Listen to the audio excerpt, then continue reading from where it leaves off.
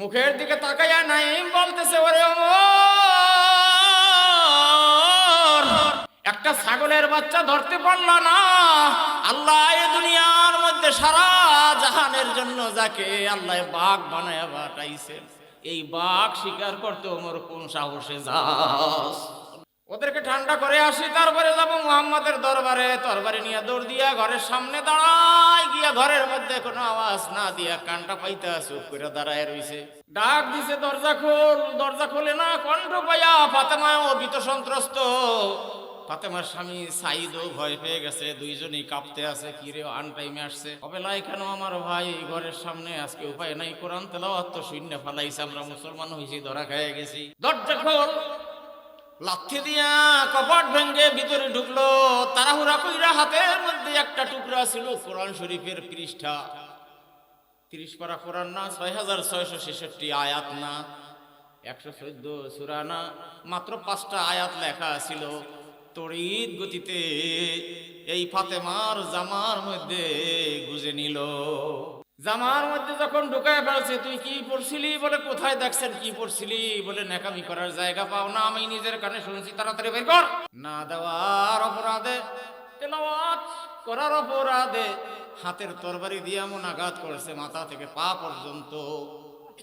পিটাইতে পিটাইতে তরবারির কান্দা দিয়ে কোপাইতে কোপাইতে জায়গায় জায়গায় ফাটাইয়া ফাটাইয়া রক্ত বের করে দিয়েছে, লাল হয়ে গেছে, টক টক করতেছে। ওইদিকে সাইদ এসে ফাতেমারে জড়ায়া ধইরা পিঠটা পেতে দিয়ে বলতেছে, ভাই আপনি আমারে মারেন, আপনার বইনের মাইরেন না। বুনিয়া কয় সমন্দিরে, সম্পর্কটা বোঝেন না? মারার পরে ফাতেমারে ছেড়ে দিয়ে এবার সাইদ রে সাইজ করলো। সাইদ রে মারতে মারতে যখন একেবারে মোটামুটি আদা মারা করে ফেললো, ফাতেমা ওই রকম তারে জড়াইয়া ধইরা কানতেছে, ভাই আমার স্বামীরে মাইরো না, আমারে মারো। একজনরে আর একজনে রক্ষা করতে গিয়ে উভয় তারা এমন আহত হয়। হঠাৎ করে মাথায় আঘাত লেগে ফিনকি দিয়ে সিররিত করে রক্ত বের হয়েছে। সেই রক্ত মোরের গায়ের মধ্যে এসে পড়েছে, সাদা জামা লাল হয়ে গেছে। রক্তের দিকে তাকাইয়া মনটা নরম হয়ে যায়, আর বলে, হায় রে ফাতেমারে এমন আঘাত করলাম, ওর গায়ের রক্ত আমার শরীরে আসছে। তারপরেও বলে না, এটা কি জাদু মন্ত্র? বোন তোরে আর মারবো না, তাড়াতাড়ি ওইটা দে। না তুমি ছিঁড়ে ফেলাইবা। কয় ছিঁড়বো না, কি করবা? আমি দেখবো। তুমি দেখবা, এটা হাতের মধ্যে নেওয়া যাবে না। লা ইয়ামাসসুহু ইল্লাল মুতাহহারুন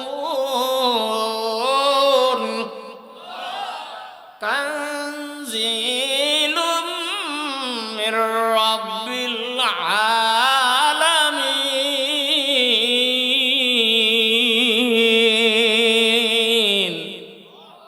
قال الله تعالى في كلامه المجيد والفرقانه الحميد: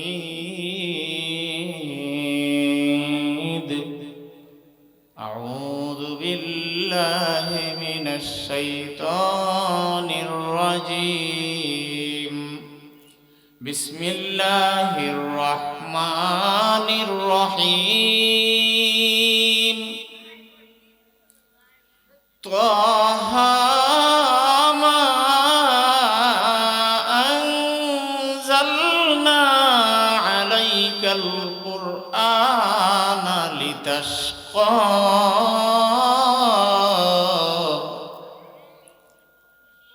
إلا تذكرة لمن يخشى. صدق الله العظيم. قال النبي صلى الله عليه وسلم عن أبي هريرة رضي الله تعالى عنه قال: قال رسول الله صلى الله عليه وسلم: من صام رمضان إيمانا واحتسابا غفر له ما تقدم من ذنبه. رواه البخاري ومسلم، أو كما قال عليه الصلاة والسلام. اللهم صل على محمد وعلى آل محمد كما صليت على إبراهيم وعلى آل إبراهيم إنك حميد مجيد. আল্লাহুম্মা বারিক আলা মুহাম্মাদিন ওয়া আলা আলি মুহাম্মাদ কামা বারাকতা আলা ইব্রাহিম ওয়া আলা আলি ইব্রাহিম ইন্নাকা হামিদুম মাজিদ। ইয়াওমা ইয়াকুমুর রূহু ওয়াল মালাইকাতু সাফফান লা ইয়াতাকাল্লামুন।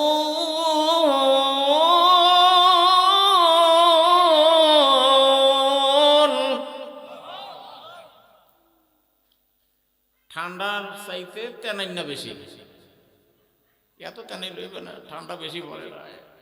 মুরব্বীদেরকে বলি নাই, আল্লাহু আকবার হবে এমন ফাটাফাটি আল্লাহু আকবার, লা ইয়াতাকাল্লামুনা ইল্লা মান আযিনা লাহুর রাহমান ওয়া ক্বালা সাওয়াবা।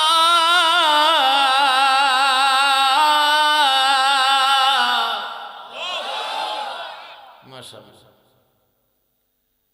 আমি এখন এই যে চিল্লাইয়া বললাম, টান দিয়া বললাম, গলা ফাটাইয়া বললাম, এই চিল্লানি গলা ফাটানি ক্ষমতা কে দিয়েছেন?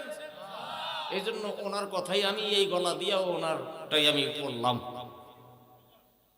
গলা দিছেন যিনি, কোরআনও তার। আমার চিল্লাইতে কোনো সমস্যা আছে? আপনারা আল্লাহু আকবার বলবেন, হাতে তালি না, মারহাবা না, থ্যাংক ইউ না, ধন্যবাদ না, কিছু না, জোর মারহাবা না, কি বলবেন? আল্লাহু আকবার। কি বলবেন?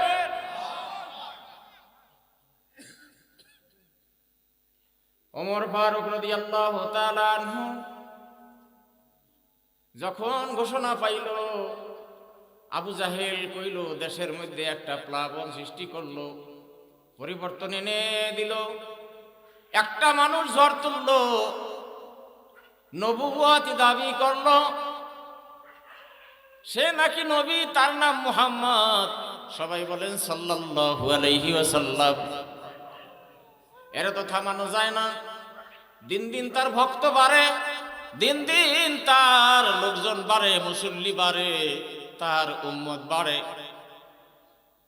এই লোকটারে দুনিয়ার থেকে চির বিদায় দেয়া দরকার। ময়দানে দাঁড়াইয়া মঞ্চের মধ্যে মাথা উঁচু করে আঙ্গুল দাঁড় করায় বলতেছে, মুহাম্মদকে খতম করতে পারবা? এইরকম পাবলিকের মধ্যে কে আছো? দাঁড়াইয়া যাও, যদি পারো তাকে 1000 স্বর্ণ মুদ্রা দেব, 100 লাল উট তাকে গিফট করব। নাউজুবিল্লাহ। 1000 স্বর্ণ মুদ্রা, 100 লাল উট। কেউ মাথা নাড়ায় না। এমন ভালো মানুষটারে আমরা খতম করবো? গরিব হোক, এলাকার একটা সৎ মানুষ, তার গায়ে কেউ আঘাত করে, উষ্টা খায় পড়লো, তার জন্য সবাই আফসোস করে, আহারে গরিব মানুষটা অনেক ভালো মানুষ, এমন ব্যথা পাইছে, ওর তো টাকা নাই, কেমনে চিকিৎসা হবে? কি মুহাম্মদ সাল্লাল্লাহু আলাইহি ওয়াসাল্লামের ব্যাপারে এমন কোন মানুষ নাই যে ব্যক্তি দাঁড়ায় বলবে আমি জবাই করতে পারবো। ওমর ছিল সেই ময়দানে, ওই দিন হাজির। ওমরকে লক্ষ্য করে বলতেছে, বন্ধুরা, কিরে তুই কথা বলছ না? তুই ছাড়া এই কাম কেউ করতে পারবে না। ওমর মাথা লড়ায় না, একে তো নাসির না বুড়ি আরো পাইছে। ওমর, তুই ছাড়া এই কাম কেউ করতে পারবে না, দাঁড়া। দাঁড়াইয়া বুক টান করে কয়, নেতা শোনেন, বেলা ডুবার আগে মুহাম্মদের কল্লা কাইটা আপনার দরবারে আপনার সামনে জমা দিয়ে যাব। আর যদি জমা দিতে না পারি, আমি খাত্তাবের বেটা ওমর নই। এখন আছে কিনা জানি না, আমাদের দেশে মারামারি হইতো, পোলাপানি কিল খাওয়াই না কইতো, তোরে যদি এর প্রতিশোধ না লইতে পারি, তাইলে আমারে জাকির আলাদা পয়দা করে দেয়। কি এরকম হইতো না?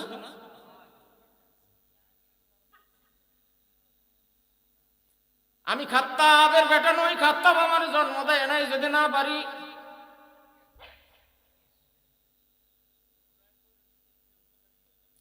সবাই হাতে তালি দিয়া কয়, হ্যাঁ ঠিক আছে, এইবার কাম হইব। নাঙ্গা তলোয়ার তরবারিখানা খুঁড়ে দিছে, পাগলের মতো দৌড়, মুহাম্মদকে জবাই করবে। দোয়া করে দেব যদি কষ্ট হয়। জুয়ানরা নানা কয় না, বুড়িয়ারা আমারে নানা কইছে। হ্যাঁ, কষ্ট হইলে বুড়িয়া কইব, ঠিক না ভাই? হেরা নানা কয়। আল্লাহ তরবারি খুলে দৌড় দিছে, দেখা সবাই বলে ব্যাপারটা কি, কোন জায়গায় গাঞ্জাম পাচ্ছে? ওমরকে তো এরকম পাগলের মতো ছুটতে দেখি নাই। ওমর কেবলে খবর আছে। ওই চরের মধ্যে মরুভূমির ধুলা দূষরিত এলাকার মধ্যে বরকি চড়াইতেছে তার এক বন্ধু নাইম। নাইম কয়, কিরে ওমর, দৌড়াও, কই যাও? সে তার ক্লাসমেট, বাল্যবেলার বন্ধু মানুষ, তুমি সম্পর্ক। হুজুর হয়েছি, মাওলানা হয়েছি, হাজি হয়েছি, যা কিছু হয়েছি আল্লাহ বানাইছে। আমার ক্লাসমেটকে এখন আমি নাম দইরা ডাকে, আমারও নাম দইরা ডাকে। আবার মানুষ দেখলাম আমনে আমনে আমরা কই, এই অভ্যাস তো আপনাকেও আছে, ঠিক না? এক বুড়ি আর এক বুড়ি রেখে নানি, এক বুড়ি আর এক বুড়ি আরে তো ইয়ের কি রহস্য, ওই আগে থাকবেই। কোথায় যাও আমার? বলে কথা বলিস না, আমার এলাকার মধ্যে নতুন কোরআন শরীফ লইয়া আইছে, নবুয়ত দাবি করতেছে, তারে শেষ করে দিতে হবে মুহাম্মদ নামের মানুষটারে। কই কি কস? কহ, কথা বাড়াইস না, আমারে প্রশ্ন করিস না, তুই আমার সহযোগিতা করবি কিনা বল, তুই আমার বন্ধু মানুষ। কয় তোর সঙ্গে যাব বটে, কিন্তু রে ভাই আমারই বরকি কে সামলাইবে? এগুলি আমি ধইরা খোয়ারের মধ্যে বইরা তারপর তোর সঙ্গে যেতে পারবো, এর আগে আমার হবে না সময়। আমার একটু সহযোগিতা কর, হাতে হাতে বরকিগুলা ধইরা বাইন্দা তারপর তোর সঙ্গে যাব। ওমর একটা বরকির পিছনে দৌড়ায়, ধরতে পারে না। বরকি ডাইনে লাভ, বামে লাভ। কি ছাগলের নাচ দেখছেন না? কি সুন্দর যে ড্যান্স দেয়। ডাইনে যখন লাভ দেয় ওমর ডাইনে, বামে যখন ছাগল লাভ দেয় ওমরও বামে। এমন করতে করতে, ডাইন বাম করতে করতে তার লেফট রাইটের দশা শেষ। মাজায় হাত দিয়ে খাড়ায় রয়েছে। কি হয়েছে? স্বর্ণরাই উঠছে না? ওমর কয়, আমার কোমর ভাঙ্গা গেছে রে, তোর ছাগল ধরতে গিয়ে আমি পারলাম না। কেমনে সামলাস রে বন্ধু? মুখের দিকে তাকাইয়া নাইম বলতেছে, ওরে ওমর, একটা ছাগলের বাচ্চা ধরতে পারল না। আল্লাহ এ দুনিয়ার মধ্যে সারা জাহানের জন্য যাকে আল্লাহ বাঘ বানায়া পাঠাইছে, এই বাঘ শিকার করতে ওমর কোন সাহসে যাস? আল্লাহু আকবার, কোন সাহসে যাস? এই কথা শুনছে পর ওমর কয়, কি আমি যারে জবাই করতে যাই তুই তারে বাঘ করলি? আমি ছাগলের লগে পারি না, তুলনারা দিলি কি? তাহলে তুইও কি হার দলে গেছো? সেই কথা পরে হবে, নিজের ঘর আগে সামলাও। তোমার ঘরের মধ্যে তোমার সাইদ এবং ফাতেমা, তোমার বোন এবং ভগ্নিপতি দুইজন তো মুসলমান, তারা কোরআন শরীফ পড়ে জানো? কয় তাই নাকি? তাইলে সামলাই হবে আগে, ওদেরকে ঠান্ডা করে আসি, তারপরে যাবো মুহাম্মাদের দরবারে। তরবারি নিয়ে দৌড় দিয়া ঘরের সামনে দাঁড়ায়, গিয়া ঘরের মধ্যে কোনো আওয়াজ না দিয়া কানটা পাইতে চুপ করে দাঁড়ায় রইছে। ভিতরের থেকে আওয়াজ আসতেছে, গুনগুন গুনগুন কইরা ফাতেমায় কোরআন শরীফ তেলাওয়াত করে। ডাক দিছে, দরজা খোল। দরজা খোলে না, কণ্ঠ পাইয়া ফাতেমাও ভীত সন্ত্রস্ত। ফাতেমার স্বামী সাইদও ভয় পেয়ে গেছে, দুইজনই কাঁপতে আছে। কিরে আনটাইমে আসছে, অবেলায় কেন আমার ভাই ঘরের সামনে? আজকে উপায় নাই, কোরআন তেলাওয়াত তো শূন্য ফালাইছে, আমরা মুসলমান হইছি, ধরা খেয়ে গেছি। দরজা খোল। লাথি দিয়া কপাট ভেঙ্গে ভিতরে ঢুকলো।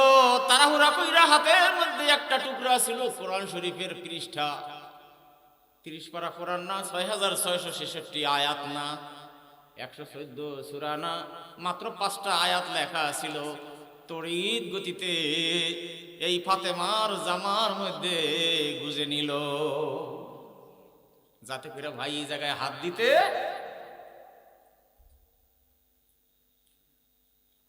জামার মধ্যে যখন ঢুকায় ফেলছে, তুই কি পড়ছিলি? বলে কোথায় দেখছেন কি পড়ছিলি? বলে নেকামি করার জায়গা পাও না, আমি নিজের কানে শুনছি, তাড়াতাড়ি বের কর। কাঁপতে কাঁপতে কয়, ভাই রে, তোর কাছে যদি দেই তুই তো সিরা ফলাবি। কয় কি সিরমু, বাইর কর। আমি আর সেরবো না। না দেওয়ার অপরাধে, তেলাওয়াত করার অপরাধে হাতের তরবারি দিয়ে এমন আঘাত করেছে মাথা থেকে পা পর্যন্ত। পিটাইতে পিটাইতে তরবারির কান্দা দিয়ে কোপাইতে কোপাইতে জায়গায় জায়গায় ফাটাইয়া ফাটাইয়া রক্ত বের করে দিয়েছে, লাল হয়ে গেছে, টক টক করতেছে।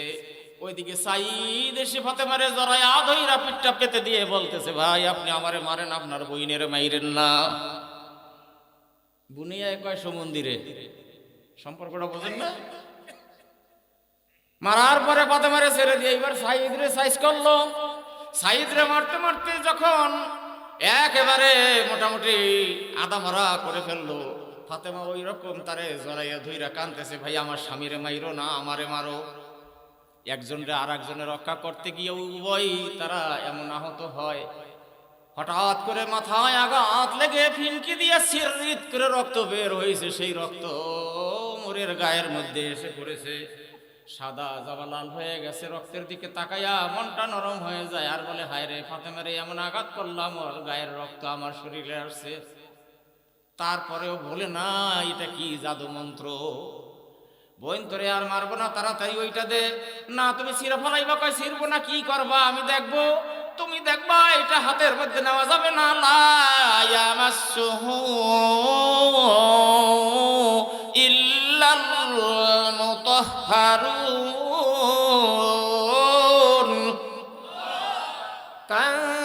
তানজিলুম মির রাব্বিল আলামিন।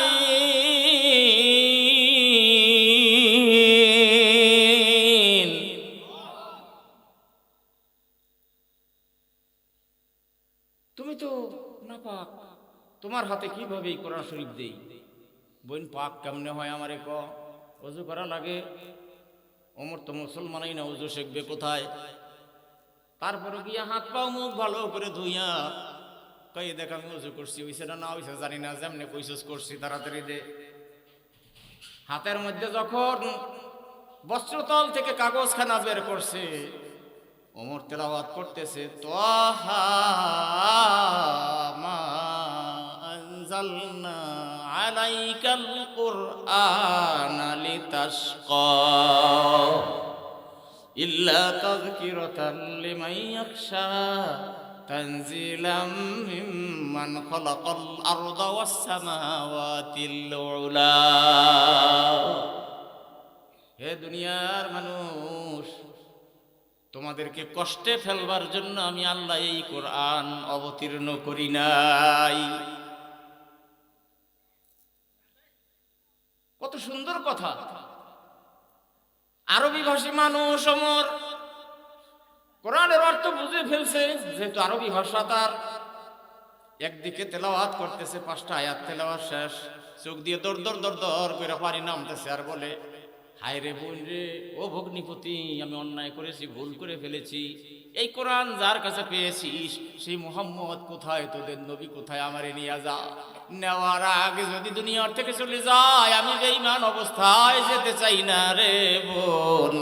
আমি তোমাদেরকে সাক্ষী রেখে ওই আল্লাহর উপর ঈমান আনলাম, লা ইলাহা ইল্লাল্লাহু মুহাম্মাদুর রাসূলুল্লাহ। পাগলের মতো চলছে মুহাম্মাদের দরবারে, দারুল আরকামে বসা। মক্কার ওই বাইতুল আতিক, বাইতুল্লাহর কাছেই দারুল আরকাম।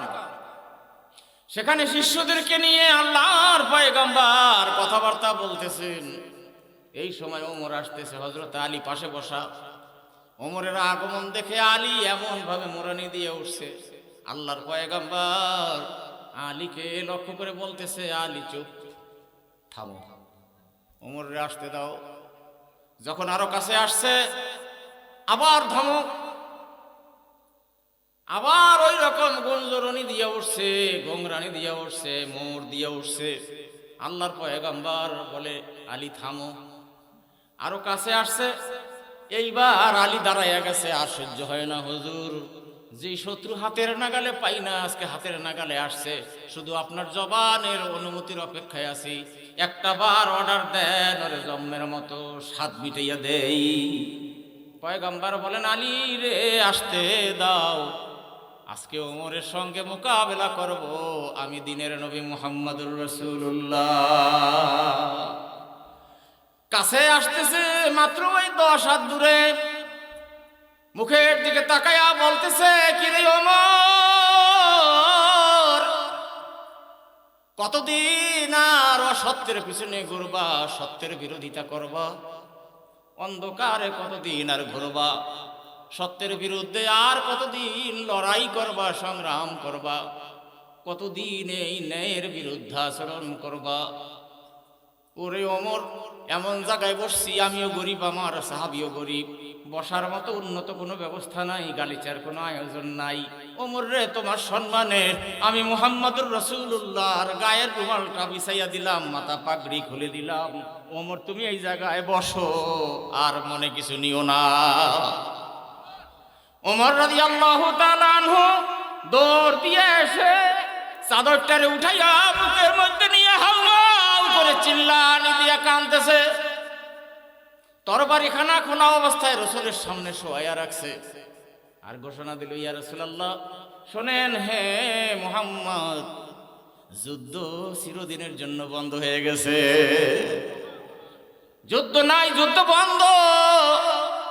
ওমর আসছিল শির নিতে, কিন্তু আজকে আর শির নিতে আসে নাই, শির দিতে আসছে আপনার সামনে। আমি আসছিলাম দুনিয়ার লোভে পড়ে, আমি 1000 স্বর্ণ মুদ্রা পাবো, 100 লাল উট পাবো, সেই লোভে আপনাকে কতল করে আপনার কল্লাটা জমা দিয়ে আমি এই উপহার নিয়ে আসবো। এখন হুজুর আপনি আমাকে অনুমতি দেন, এই তরবারি দিয়ে আবু জাহেলের কল্লা কাইটা আপনার দরবারে জমা দিয়ে দেই। নারায়ে তাকবীর। পাশে মাত্র 6 জন মানুষ, কয়জন? 6 জন মানুষের মুখের দিকে তাকায় রইছে।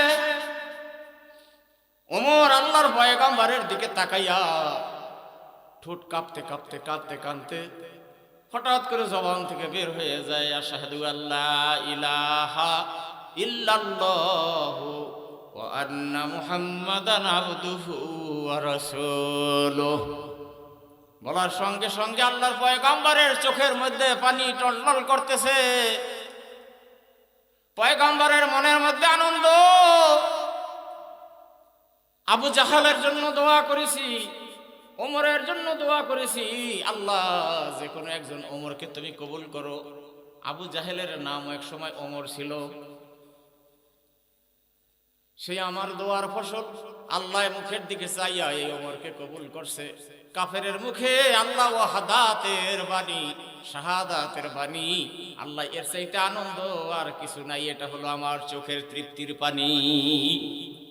খুশিতে 6 জন সাহাবী দাঁড়াইয়া যায়, নারায়ে তাকবীর, আল্লাহু আকবার, আল্লাহু আকবার, তারা ধ্বনি দিতেছে। তাদের সেই আল্লাহু আকবার ধ্বনি মক্কা নগরীর পাহাড়ের মধ্যে আল্লাহু আকবারের ধ্বনি বাড়ি লাইগা অন্য পাহাড়ে আবার বাড়ি লাগে, প্রত্যেকটা পাহাড়ের থেকে আল্লাহু আকবার আওয়াজ উঠতেছে। সেই 6 জন মানুষের আল্লাহু আকবার, আর আমরা এতজন মানুষ, আমাদের আল্লাহু আকবার ফেল তাদের কাছে। কোরআনে আসর করছে, কোরআন তেলাওয়াত শুননা এই লাভ হইছে। ওমরের মতো মানুষ দিনদার হয়েছে, ইসলামের পক্ষে চলে আসছে, বলি আলহামদুলিল্লাহ। এই কোরআনে কারীম মুখস্থ করার এই ছাত্রগুলা কিয়ামতের দিনে যখন দাঁড়াবে আল্লাহর সামনে, ঘোষণা হবে হাফেজে কোরআনের, আরে তোরায় তোরায়, আমি আল্লাহ রাব্বুল আলামিন তোমাদের জন্য স্পেশাল ব্যবস্থা করলাম, হিসাব নেওয়া লাগবে না, কি করছো সেই বর্ণনা দেওয়া লাগবে না, একটা করে আয়াত তেলাওয়াত কর আর একতলা বিল্ডিং এ ওঠ। একটা আয়াত তেলাওয়াত করবা, লিফটের মতো একতলা উঠে যাবা।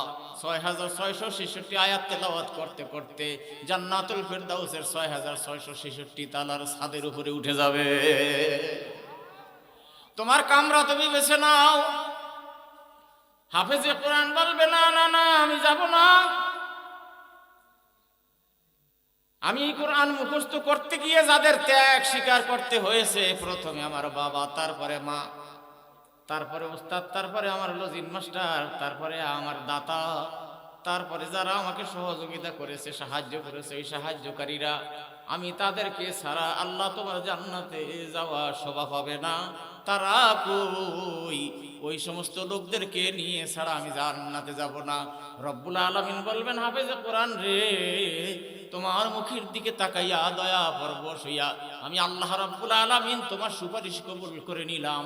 তুমি তোমার আপনজনের মধ্য থেকে যাকে ইচ্ছা তাকে তুমি শাফায়াত কইরা আমি আল্লাহর জান্নাতে নিয়ে যাও।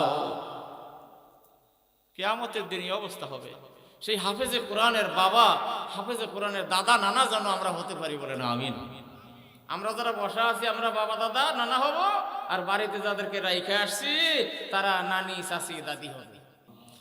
রব্বানা যালামনা আনফুসানা ওয়া ইল্লাম তাগফির লানা ওয়া তারহামনা লানাকুনান্না মিনাল খাসিরিন।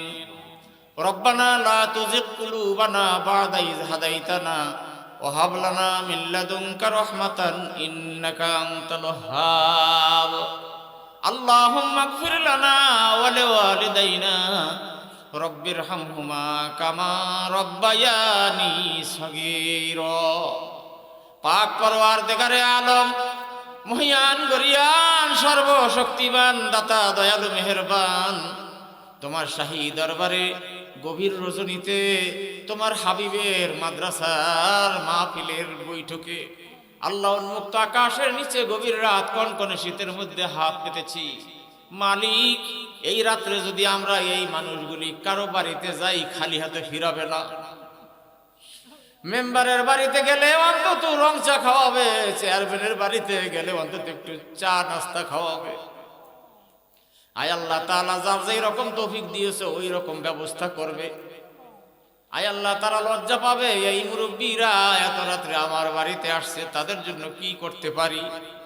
এই যদি মানুষের অবস্থা হয়, তুমি বলেছো আনতুমুল ফুকারাউ ইলাল্লাহ আল্লাহু হুয়াল গনিয়ুল হামিদ।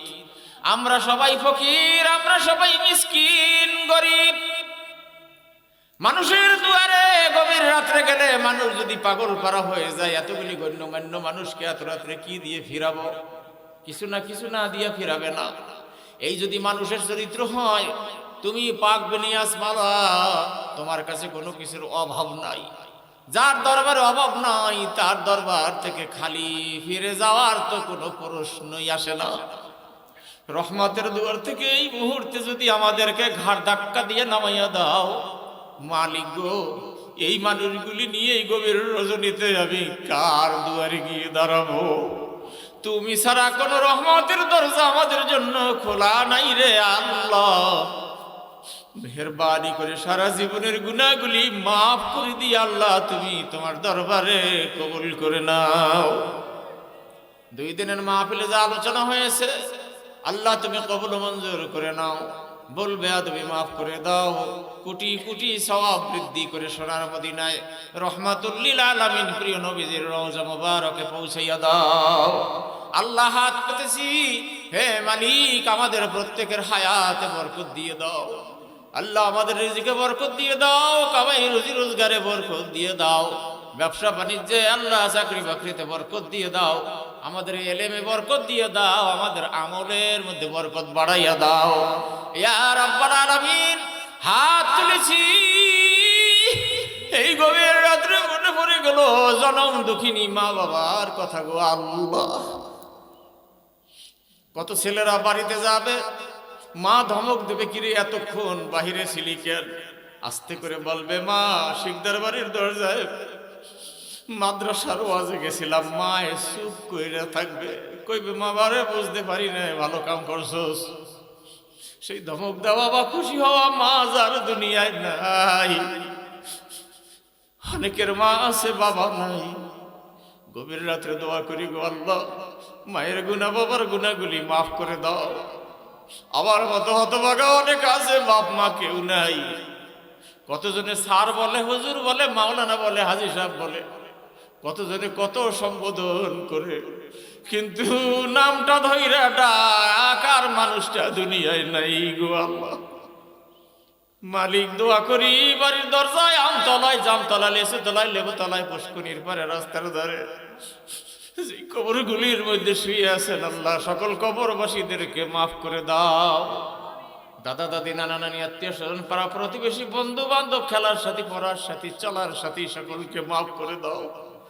যাকে যেখানে হারিয়েছি সবার কবরগুলিকে জান্নাত বানাইয়া দাও।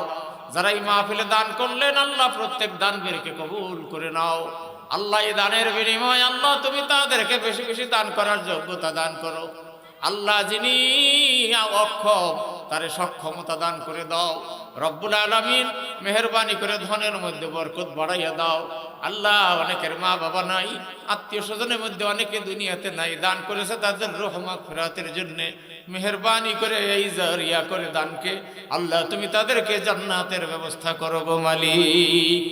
ইয়া রাব্বাল আলামিন, যারা অসুস্থতায় ভুগছে আল্লাহ সুস্থতার নিয়ামত নসিব করে দাও। আয় আল্লাহ রোগ থেকে তুমি শিফায়ে আজিলা কামিলা দান করো। আমার ডান পাশে বসা আমার বন্ধুবর, আমার মোহাব্বতের ভাই, আয় আল্লাহ তাআলা মাওলানা আইয়ুব আলী সাহেবকে আল্লাহ তুমি কবুল করো, তার পূর্ণ সুস্থতার নিয়ামত নসিব করো। মাদ্রাসার ধারক বাহক হিসাবে একজন উপযুক্ত খাদেম হিসাবে কবুল করো। এই খেদমতের উসিলায় তোমার বান্দার হায়াত তৈয়বা নসিব করে দাও রব্বুল আলামিন। আল্লাহ দুরারোগ্য ব্যাধির থেকে আল্লাহ তুমি এই পর্যন্ত নিয়ে এসেছো। সত্যি কথা আমরাও মনে করেছি লোকটা মারা যাবে, ক্যান্সারের থেকে বেঁচে থাকে এরকম নজির খুব কম আছে। ও মালিক, সেই বান্দা এখন আমাদের সঙ্গে বসে আমিন আমিন বলতেছে, মাদ্রাসার খেদমত করে যাচ্ছে, হাউমাউ করে কেঁদে কেঁদে দোয়া চেয়েছে। তার জন্য সকলে মিলে দোয়া করলাম। আল্লাহ গো তোমার বান্দা জনাব আইয়ুব আলী ভাইকে আল্লাহ কবুল মঞ্জুর করো, হায়াত দারাজ করে দাও রব্বুল আলামিন। ঋণ থেকে মুক্ত জিন্দেগি দিয়ে দাও।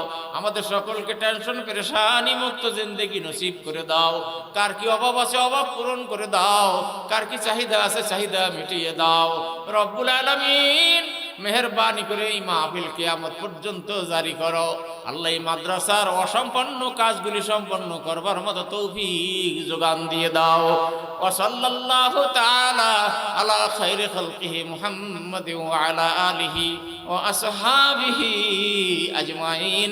সুবহানা রাব্বিকা রাব্বিল ইজ্জাতি আম্মা ইয়াসিফুন ওয়া সালামুন আলাল মুরসালিন ওয়ালহামদুলিল্লাহি রাব্বিল আলামিন।